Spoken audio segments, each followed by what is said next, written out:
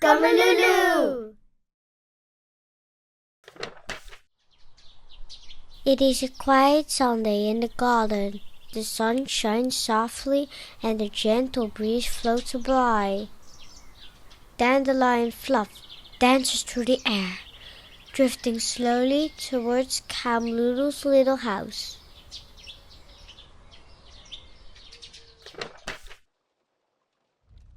Inside, Kamelulu is chilling on his bed. He watches a video and feels so relaxed that his eyes almost close. Last week, he won a prize in a hide-and-seek contest. It wasn't hard for Kamelulu. He can change colors and almost disappeared into the world around him. Just when he's about to fall asleep, there are loud knocks at the door. Kamelulu jumps up. Who could it be? At the door stand Cricket, Ladybug, and Earwig. They happily hold up a stack of flyers. There's going to be a garden party, shouts Cricket. This Saturday, DJ Spider will play the music. Kamelulu smiles right away and nods with excitement. It will be a party full of colors, Ladybug calls as she flies off. Kamelulu stays by the door for a moment. One question spins through his mind. What color should I be at the party? Before Kamelulu goes back inside, he picks a few flowers. However, in his head, everything starts to get tangled. What should I wear? What if I choose the wrong color? He still has a few days, but it already feels like the party is almost here. Butterflies flutter in his belly from all the mixed up thoughts. That evening, the house is quiet. His roommate Sea Monkey is already asleep in a fish tank. Outside, fireflies steam one by one. Kamelulu can't sleep. His whole room is a mess. The ladybug bag, the earthworm scarf, the green cape, and many other things he pulled from his closet. He tried everything, but nothing felt right. His mind keeps spinning. He turns over and sighs deeply, but sleep won't come.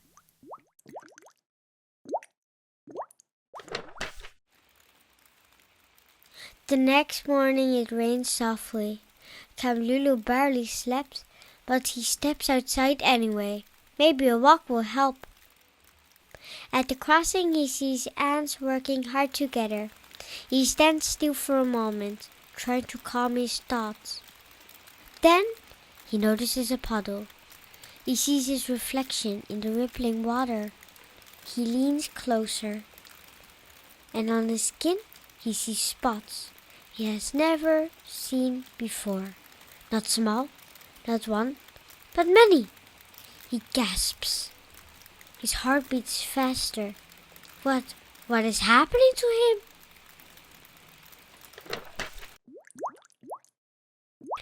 Back at home, Kamelulu runs straight to the mirror. He wants to be sure of what he saw. Up close, he inspects his skin. He tries to change his colors, but some parts stay exactly the same. They no longer follow along, just like in a reflection in a puddle. And there seem to be more of the spots now. Kamelulu gulps. He doesn't know what it means, but it worries him.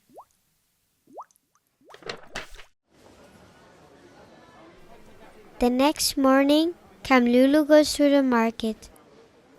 He usually shows up in bright, beautiful colors, and all the animals adore him. But today feels different. He tries to blend in, but the spots stay visible. The harder he tries, the clearer they show. He notices some animals whispering. Others even stop talking when he comes closer. A few point at him and pull their heads back a little. Kamelulu doesn't feel good. He feels a lump in his throat. He wants to go home. He wants to hide, so no one can see him.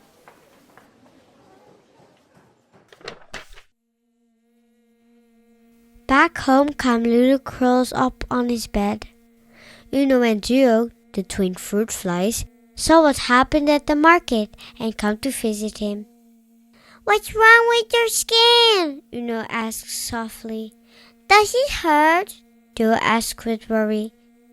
They look at each other, not sure what to say. Maybe you should visit Dr. Rat, Uno finally suggests. He knows everything, adds Duo. Kamelulu shakes his head. He doesn't want to go outside. He doesn't want to be seen. Kamelulu is lost in his mind. Staying like this doesn't feel right. He grabs his green cape and wraps it tightly around himself, as he could disappear inside it. He walks a long, long way, hoping not to meet anyone. It felt like hours until he reaches the place where Dr. Red lives. In front of him lies a dark alley. It's the only way inside. He gulps and takes his first step. The alley is quiet, mouse quiet. Trash is everywhere. Empty cans, a pair of broken sunglasses, and an old shoe covered in scars. At the back stands a broken clock. The second hand tries to tick, but it's stuck, as if time has paused here. Does Dr. Red really live here? Kamelulu's heart beats faster as he carefully walks through the shadows. In front of Kamelulu, there's an old shoe. He stares at it and thinks, even an old shoe has more color than I do. Suddenly, a voice speaks from the darkness. Do you think that's trash? The voice is old and a little stern. That depends on how you look at it. Kamelulu jumps and quickly turns around. Dr. Red steps forward from the shadows. He straightens his glasses and lights a small candle. What brings you here, little curly tail without shine? Kamelulu hides behind the broken sunglasses. He's too scared to look at Dr. Red. I can see that you think you are broken, Dr. Red says. But nothing is wrong with you. He turns around and picks something up. A small, round object. Here, maybe this will help. But only if you listen to more than your own thoughts. Then he turns around and disappears back into the darkness. Outside, Kamelulu breathes in deeply. He holds the marble in his hands, but he has no idea what to do with it. Only 3 days left until the party, and nothing is solved. Then he suddenly hears some sounds. Kamelulu changes color and pulls his cape up. He hides the marble inside. A frog looks straight at him. If you think hiding helps, Ribbit, Ribbit, then you're hiding more than just your skin, Ribbit. He jumps into the water. Kamelulu stays still. What did the frog mean by that? Kamelulu walks on, his head full of questions. He bumps into a huge snail shell. He gets scared and quickly steps back. His cape falls to the ground, and the marble whirls until it stops in the dirt. The snail slowly turns toward him, very slowly. Be careful, the snail says softly. Life is not a race. Kamelulu picks up his cape and waits. The snail blinks gently. Everything needs time. Then he slides away. His voice may be slow, but his words stay in Kamelulu's mind.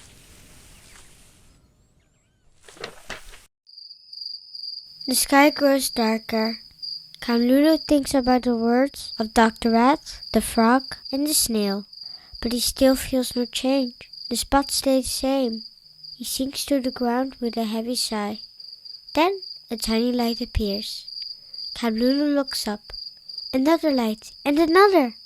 Fireflies fill the air, moving together like a gentle dance. Their warm glow softens his thoughts. His body feels lighter, as if he can breathe again.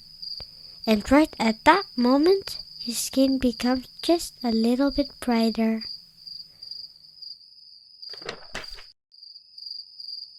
Kamelulu walks slowly along the moonlit path.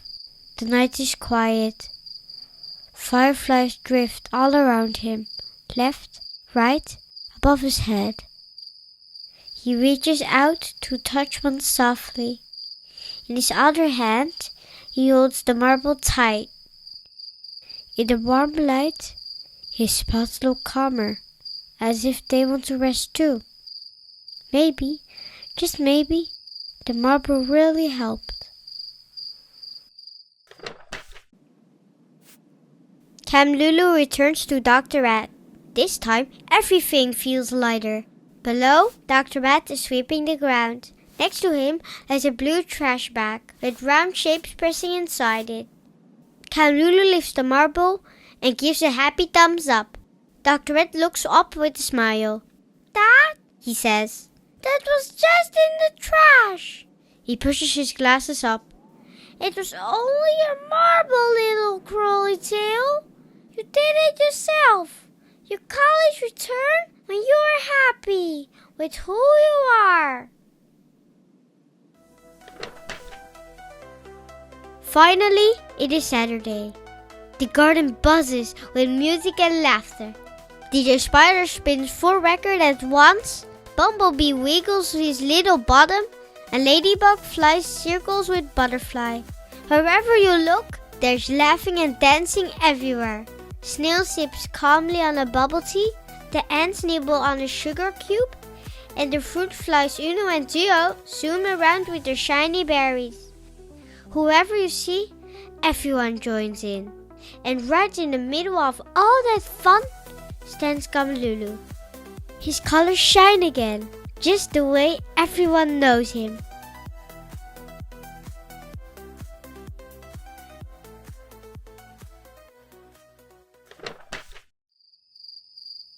The party is over. The garden is quiet again.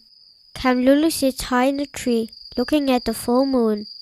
He thinks about the week behind him. Sometimes it was heavy, sometimes confusing, sometimes a little scary. But now he knows one thing for sure. He doesn't need to be perfect. He only needs to be himself. Because his colors always return when he is happy with who he is.